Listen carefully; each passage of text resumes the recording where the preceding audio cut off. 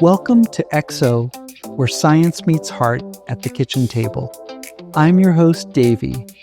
In each episode, I narrate B-side tracks curated around a single theme: the why behind the ingredients, the swaps that make it better, and the stories that have been simmering for generations.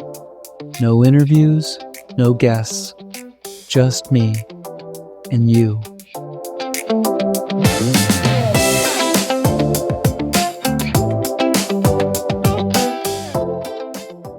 This is EP 16, The Street Education. Before we get into the kitchen, the sidewalk stalls, the swaps nobody teaches you, the phone that stays face down, the road that doesn't show up on the map, I need to tell you what this episode is really about. It's not about street food. It's about letting go of what you thought you needed and discovering what was enough all along.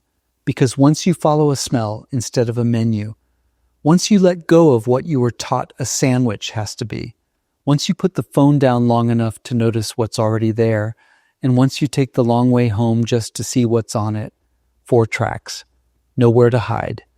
Let's go. Track 1, Medical Tourism, Culinary Adventure.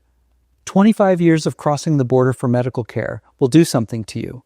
Not medically, experientially. When Dr. Chayat gave me my vision and Dr. Marquez rebuilt my teeth, they also gave me something neither of them billed for: a reason to stay a little longer and look around. After my last appointment, Marquez sent me down the street for coffee. Cafe Sospeso. One of the top 3 cups I've had in my life. Not an exaggeration, a fact. I walked out onto the sidewalk still thinking about it. Directly across the street, a carnitas pop-up. 3 square wooden high tops, standing room only, about 25 people deep. No sign, no logo, just the smell. Pork braising low and slow in its own fat. Citrus lifting off the surface. Spices doing the quiet work underneath. I knew immediately I'd stumbled into something. The carnitas were what traditional carnitas are supposed to be: shoulder braised until it falls apart, then crisped on a hot surface until the edges catch and go golden. Served with fresh tortillas, raw white onion, cilantro, 2 salsas. That's it. The lime did what acid always does. It cut through the fat and made every bite taste like the first one. What made it extraordinary wasn't the technique. It was the restraint. No over-seasoning, no fusion angle, no explanation on a menu about heritage and provenance. Just pork that had been given time and handled with respect. That's the thing about real carnitas. The name literally means little meats, and it comes out of Michoacan, where the method has been the same for generations. Slow heat, patience. Pork fat rendering and braising the shoulder all at once, so the meat cooks in itself. Then a quick blast of high heat to shatter the edges. The contrast between silk and crisp is the whole point. You don't rush it. You let it become what it's trying to become. I stood there eating it with traffic going by, and I thought, the best food is always the simplest food that's been treated the right way. A dental appointment brought me to Mexico. Culinary curiosity kept me there a little longer. I didn't need a reservation. I didn't need a menu. I just needed to follow the smell across the street. The best discoveries happen when you stop checking the GPS. Following your nose instead of a menu gets you further than you'd think. Sometimes it gets you all the way to what's on your own plate at home. Track 2, Between 2 Slices. I was standing in a deli watching them build a club sandwich. White bread, mayonnaise from a commercial jar, pressed turkey that had never been near a whole bird, something that was technically cheese, more mayonnaise, a pale tomato, iceberg that was mostly water, a toothpick through the top to hold the whole thing together so it didn't collapse under its own compromises. Every single ingredient in that sandwich was designed to survive a shelf, rather than to taste like food. I ordered it anyway. It tasted like nothing and everything at the same time. Salt, fat, soft texture, the vague idea of lunch. 2 hours later, I was exhausted, foggy, and hungry again. Not full, just done. That's what the modern American sandwich became when nobody was watching. It grew bigger and worse simultaneously. The focus shifted from what's inside to how tall the stack is. Deli's optimized for speed and volume. The bread got softer and sweeter. The protein got more processed. The condiments got cheaper. At some point between the 1950s and now, we stopped upgrading the sandwich and started inflating it. Remixing a sandwich means letting go of what you were taught and making a few simple swaps. Once you taste the difference, you never go back. Start with the bread. Standard white sandwich bread is bleached flour, seed oil, and sugar. It spikes your blood glucose and drops it just as fast. That 2 p.m. fog, a lot of people blame on the turkey. The bread did that. Switch to sourdough, and the fermentation has already started breaking down the starches before you eat them. The glycemic impact drops. Or go open-faced, 1 slice instead of 2, and you've cut the refined carb load in half, while actually being able to taste what's on top. The jar sitting right next to it is next. The condiment is the easiest swap, and the one nobody touches. Commercial mayonnaise is there because it's cheap and spreadable, not because it adds flavor. Avocado does the same structural job. Moisture, fat, the layer that keeps a sandwich from feeling dry. It also brings fiber and real flavor. Pesto does it even better in some builds. Fat and freshness and acid all at once. Tahini with lemon. Chimichurri. Any of these give you what the condiment is actually supposed to do without the inflammation the seed oil versions carry. Then the protein, barely even a swap. More like just using what's already in the fridge. Last night's leftovers. Thinly sliced roasted chicken. Cold steak cut thin, salmon broken into flakes. Proteins that existed whole yesterday and taste like actual food because they were actual food 24 hours ago. No extra cooking. Just the overnight kitchen applied to lunch. And then there's the one nobody sees coming. The thing that ruins sandwiches is moisture. Tomato juice soaking into the bottom slice. Lettuce releasing water. Sauce pooling. Spread the fat layer directly on the bread first. Fat is hydrophobic. The juice from the vegetables can't get through it.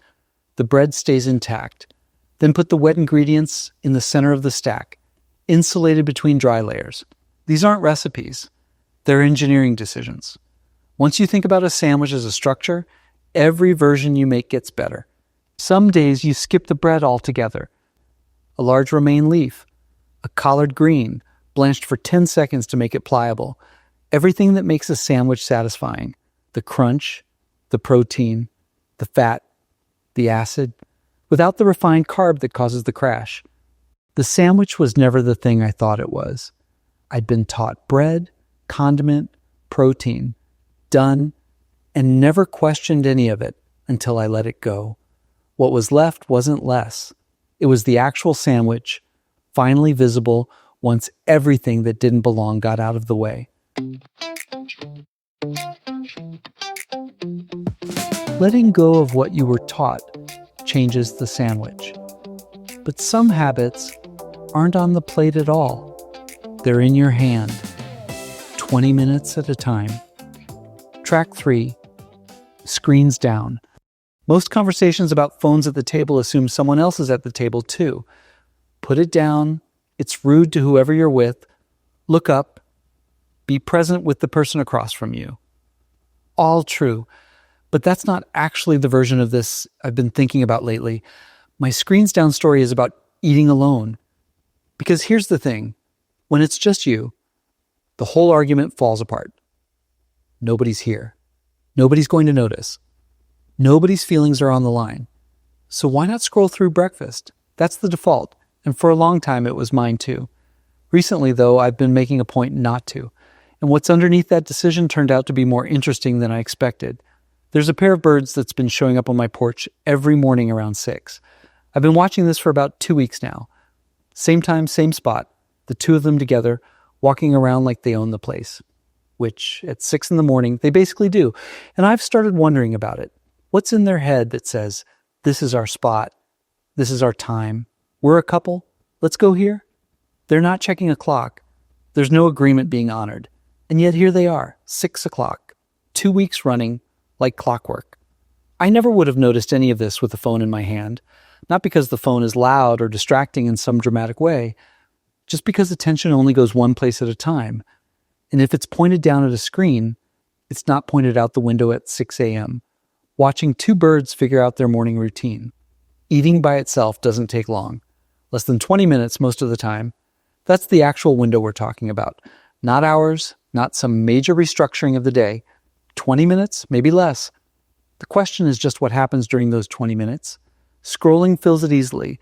That's what it's designed to do. But 20 minutes is also enough time to actually notice things. The absence of noise, if the house happens to be quiet.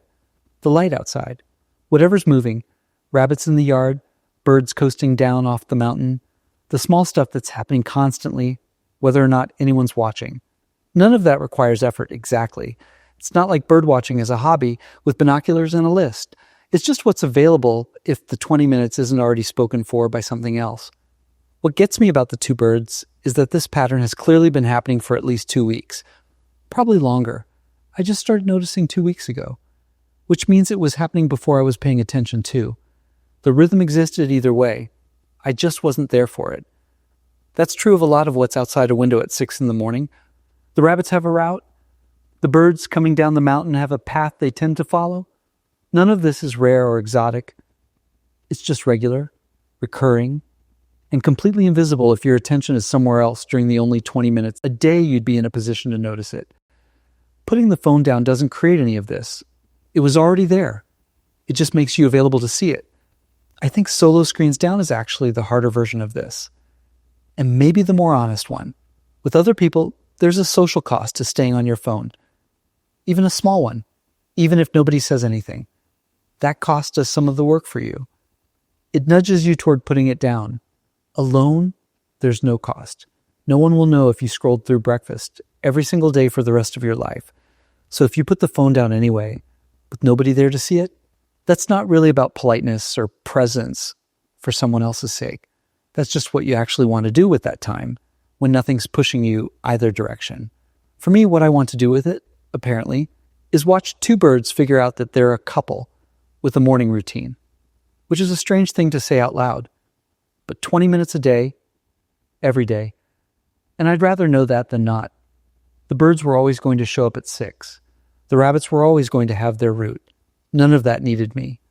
But the 20 minutes it takes to eat breakfast was always mine to spend. And for a long time, I was spending it somewhere else entirely. Somewhere that had nothing to do with the porch, or the mountain, or anything actually happening around me. Screens down, even alone, isn't really about discipline. It's just deciding that 20 minutes of noticing what's already there is worth more than 20 minutes of somewhere else. 20 minutes without a screen shows you what's already there. But sometimes what's there is a whole road nobody put on the map. Track 4, recalculating. I was leaving Sedona. Google Maps had it planned before I even asked. 17 to 10, straight shot home. 2 lanes, cruise control. Don't think about it again until the driveway. I looked at the map a second longer than I needed to.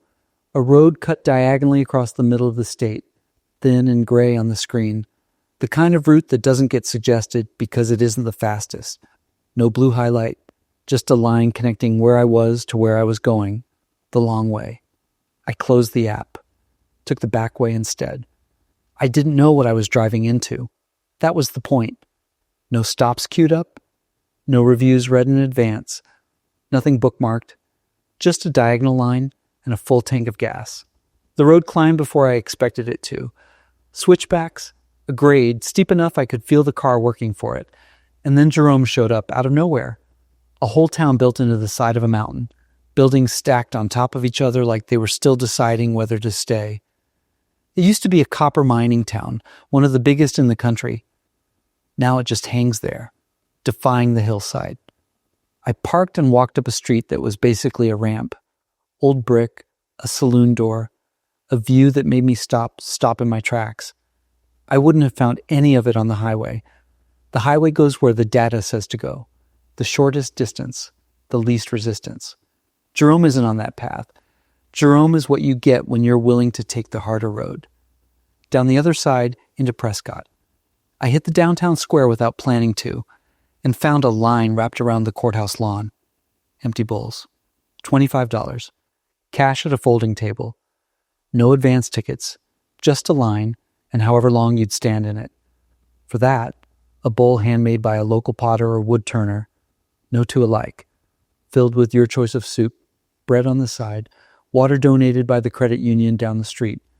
Every dollar went to the food banks in the county. Somebody in line told me, the point of the wait is the wait.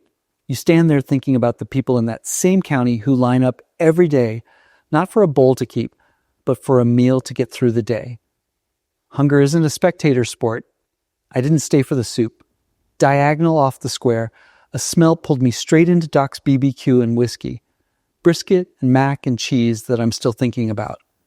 I ate there instead and drove home thinking about the line I'd walked past. None of that was on the itinerary. You can't put a line for a cause I didn't know existed an hour ago into a GPS. It doesn't know how to route you towards something it can't measure because it was never built to look for it. From Prescott, the road kept climbing. Highway 60 through the mountains, switchback after switchback, pine giving way to scrub and back again. No traffic, no radio reception half the time, just the grade and the taste of that brisket still with me. Another hour before I hit the 10 and became just another car on the interstate. But by then the trip had already happened. The interstate was just where it ended. That's the thing about the fastest way. It's optimized for one variable, time. It has no idea what you're actually looking for, because half the time, neither do you until you find it. Here's what I keep coming back to. The GPS isn't wrong. 17 to 10 is faster. If all I wanted was home, that's the correct answer. But I didn't just want home, I wanted the drive. And the drive doesn't show up as a variable the algorithm can weigh. It can't score a cliffside town or a line of strangers waiting to buy soup in a handmade bowl for a food bank, or the version of you that turns left on a whim because the road looked interesting. It optimizes for arrival. It has nothing to say about the trip, because the trip was never the question you asked it. I think about this every time I default to the fastest option, in the kitchen, in a conversation, in a day. The efficient path and the good path aren't always the same path. Sometimes efficient skips the entire reason you left the house. You get where you were going. You just don't get anything you didn't already know to ask for. There's a version of this that isn't about roads at all. It's about how much of a day you let something else route for you. The algorithm feeding you what it thinks you want. The instinct to skip the line because waiting feels like wasted time. None of that is wrong. It's just narrow. It optimizes you toward the destination and away from everything you'd have run into on the way there. I got home later than Google Maps promised. Later, dustier, one tank lighter, still tasting brisket and mac and cheese I didn't plan on. I got home with a story I wouldn't have had otherwise. A town on a cliff, a line I walked past instead of standing in, and a reminder of how many people in that county stand in a different kind of line every day. Google Maps was right about the time. It just didn't know what it was optimizing away. The fastest way isn't always the way. Sometimes the back roads are the whole point.